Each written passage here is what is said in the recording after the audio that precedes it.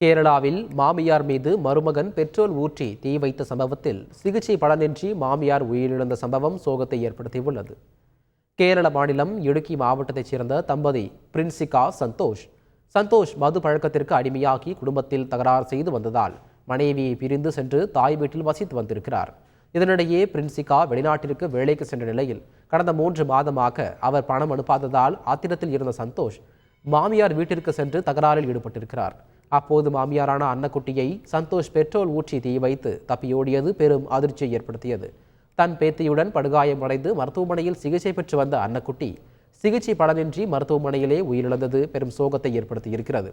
இந்த சம்பவத்தில் தலைமறைவாக இருந்த சந்தோஷை போலீசார் கைது செய்து சிறையில் அடைத்ததும் குறிப்பிடத்தக்கது.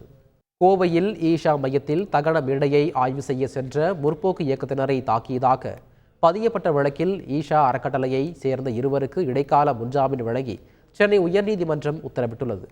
இது தொடர்பான வழக்கில் முன்ஜாமீன் கோரி ஈஷா அறக்கட்டளையையே சேர்ந்த தினேஷ் ராஜா, வெங்கட ராதாகிருஷ்ணன் ஆகியோர் சென்னை உயர்நீதிமன்றத்தில் மனு தாக்கல் செய்திருந்தனர்.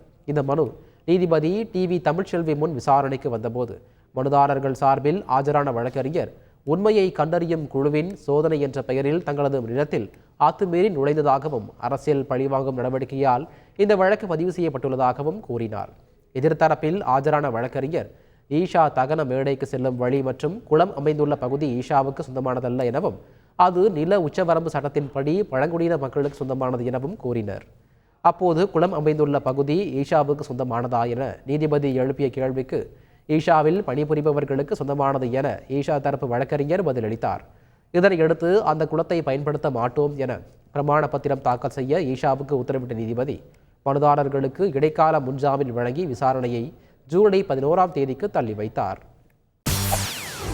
செய்திகளை உடனுக்குடன் தெரிந்து கொள்ள உடனே சப்ஸ்கிரைப் பண்ணுங்க.